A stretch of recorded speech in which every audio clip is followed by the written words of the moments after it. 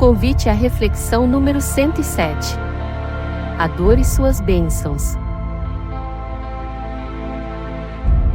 Queridos amigos e companheiros de jornada, meu nome é Meire Barbieri e sou trabalhadora desta Casa Bendita Joana de Ângeles. E estou muito feliz de estar aqui com vocês com mais um convite à reflexão. Hoje vamos falar sobre o capítulo A Dor e Suas Bênçãos, que se encontra no livro Fonte de Luz, ditado pelo espírito de Joana de Ângeles e psicografado por Divaldo Pereira Franco. Eu não vou ler todo o capítulo, somente algumas frases onde Joana nos mostra a importância de como recebemos a dor em nossas vidas. Neste capítulo, Joana nos diz claramente que, no universo, tudo está em ebulição, em desenvolvimento, inclusive nós, a criatura humana. Diz também que há vida por toda parte e que a vida é ação. E é natural que no ser humano esse processo se expresse como desgaste que produz dor. Essa dor é a mensagem da vida cantando o hino de exaltação e glória à evolução. Receber a dor com tranquilidade constitui admirável realização íntima da lucidez intelecto-moral do ser humano. Compreender a função da dor é a atitude solidária, caminhando-lhe ao lado, ao invés de enfrentá-la com revolta. Em razão disso, a atitude passiva, o pensamento de aceitação e entendimento, contribuem para torná-la produtiva e enriquecedora. As condições físicas, portanto, são uma permanente transformação e a dor representa as mãos do divino escultor trabalhando formas novas, aprimorando arestas e corrigindo irregularidades. Bom, então antes de mais nada, nós temos que lembrar, como espíritas que somos, que o nosso corpo físico é um instrumento que nos foi emprestado para ser útil ao espírito, para que a gente possa evoluir aqui na Terra. Então, dentro desse contexto, Joana quer nos mostrar o que exatamente ela nos fala. Ela fala de ebulição, evolução, aceitação, lucidez e transformação ligada às nossas dores. Tudo isso vai depender de como recebemos e enfrentamos essas oportunidades. Estamos vivendo num mundo de provas e expiações e essas experiências fazem parte do nosso aprimoramento. Sabemos que quando a gente resolve fazer a nossa reforma interior, começamos a entender a lei de ação e reação e tudo aquilo que colhemos de acordo com o que plantamos nessa vida. Aprendemos com nossos erros e precisamos entender e aceitar com resignação tudo aquilo que recebemos. No Evangelho segundo o Espiritismo, no capítulo 5, Bem-aventurados os aflitos, tem uma parte que diz o seguinte: a quem, pois, culpar de todas as suas aflições, senão a si mesmo? O homem é assim, num grande número de casos, o artífice dos seus próprios infortúnios. Mas ao invés de o reconhecer, ele acha mais simples, menos humilhante para sua vaidade, acusar a sorte, a providência, a chance desfavorável, a sua má estrela, enquanto que a sua má estrela está na negligência. Os males desta natureza formam, seguramente, um notável contingente nas vicissitudes da vida. O homem os evitará quando trabalhar para seu aprimoramento moral, tanto quanto para o seu aprimoramento intelectual. Então, quando Joana nos fala da dor, às vezes associamos dor à doença, ao corpo físico, mas dor é tudo aquilo que nos faz sofrer por alguma coisa. Por exemplo, a perda de uma pessoa, que seria o luto, ela é uma dor. A perda de um emprego é uma dor. Uma separação na família é uma dor. Quando temos vícios, nós ou algum familiar, também gera uma dor. O excesso de trabalho pode provocar uma dor, tanto na gente quanto naqueles que convivem conosco. Por isso, temos que considerar as dores físicas e também as dores emocionais. No livro Dores da Alma, psicografado por Francisco do Santo Neto, ditado pelo Espírito Hamed, ele nos traz que essas dores emocionais estão relacionadas aos nossos defeitos morais, que são o orgulho, a preguiça, a raiva, a inveja, a gula, a luxúria e a avareza. Tem um parágrafo nesse livro que ele diz o seguinte: a dor emocional, diferentemente da lesão material, implica uma angústia no corpo todo, porém a impressão física parece real. As dores da alma provocam um aperto no peito, uma dificuldade de respirar, uma sensação que o coração vai se partir. Enquanto eu chorava, doía muito mesmo no fundo do coração. Assim, muitos se expressam diante dos pesares e aflições da vida.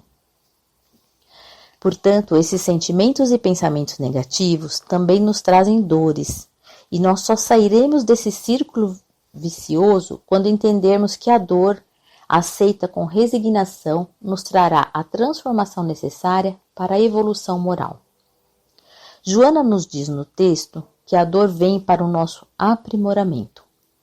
Então, podemos entender que a dor vem com a finalidade para que o homem se transforme, e se transforme para o bem.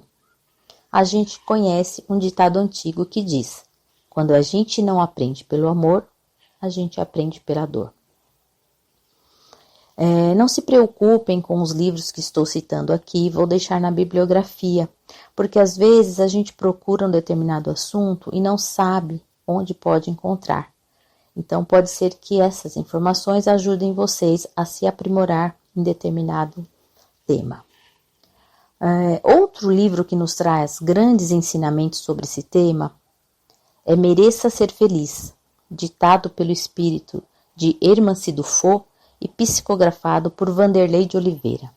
Tem um trecho que diz assim: se estamos na dor, precisamos entender seus alvitres, suas indicativas em favor de nosso aprendizado, a fim de sairmos da lamentável condição de vítimas kármicas de dores que poderíamos superar.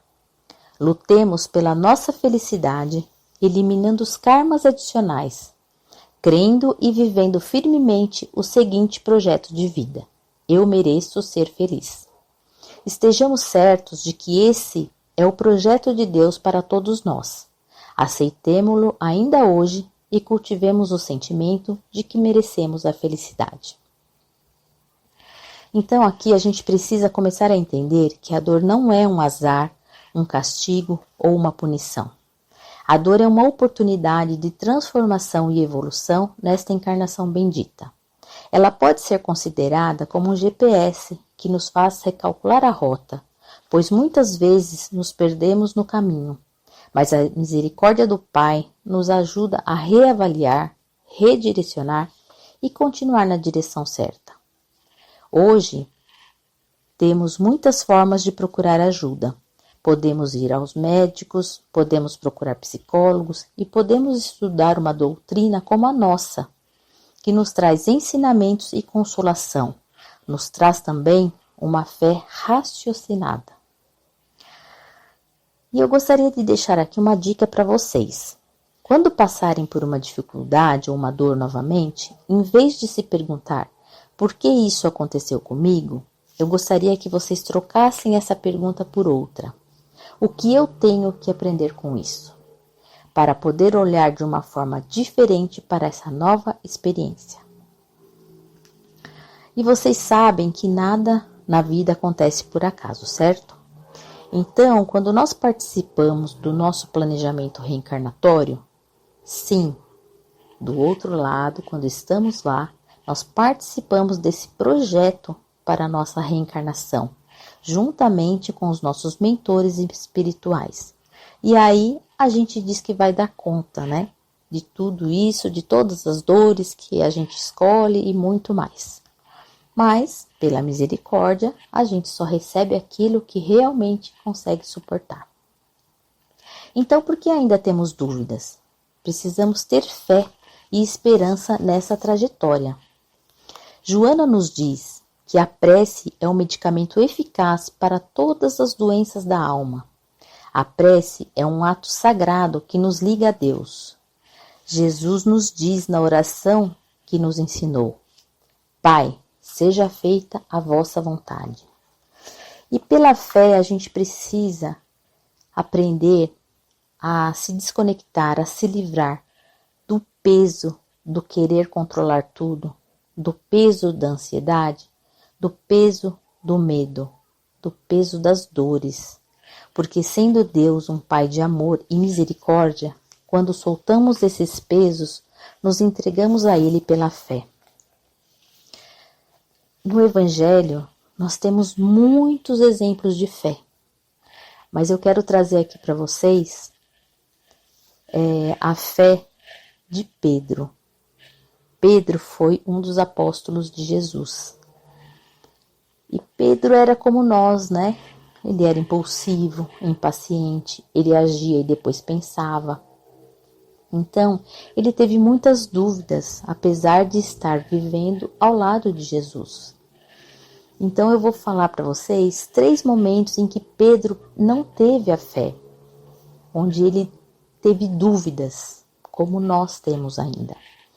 Teve um primeiro momento em que em que um homem que chegou até Jesus e pediu a ele que curasse o seu filho lunático. Naquela época, né, eles não sabiam o que o rapaz tinha, então eles chamavam de lunático. Hoje sabemos que ele poderia estar obsidiado, né? E o homem diz a Jesus que já tinha procurado os seus discípulos e eles não conseguiram curar o filho. Então Jesus expulsa o demônio e o homem vai embora com o filho. E Pedro pergunta a Jesus: por que não pudemos nós expulsar esse demônio? E Jesus lhes responde: por causa da vossa incredulidade. Pois em verdade vos digo, se tivesses a fé do tamanho de um grão de mostarda, direis a esta montanha: transporta-te dali para lá, e ela se transportaria, e nada vos seria impossível. Numa segunda passagem, Pedro não tem fé. É o momento em que Jesus caminha sobre as águas, eles não sabem que é Jesus. Então Pedro fala: Senhor, se és tu, manda-me ir ao teu encontro por sobre as águas. E Jesus responde: venha, Pedro. E Pedro sai do barco, anda sobre as águas, indo na direção de Jesus. Mas quando reparou no vento, ele ficou com medo, e ele começa a afundar e grita: Senhor, salva-me! Imediatamente Jesus estendeu a mão e o segurou e disse: homem de pequena fé, por que duvidou? E num terceiro momento, Pedro negou Jesus por 3 vezes, quando Jesus foi preso. Então, ele ficou com medo, ele perdeu a fé. Pedro era como nós, né? Um ser humano suscetível a todo tipo de dor, de todo tipo de dúvida que poderia acontecer. E aí Jesus é crucificado. E Pedro fica com a responsabilidade da continuidade do seu trabalho de amor. E um dia, Pedro e João estão indo ao templo pregar. E eles começam a subir as escadas.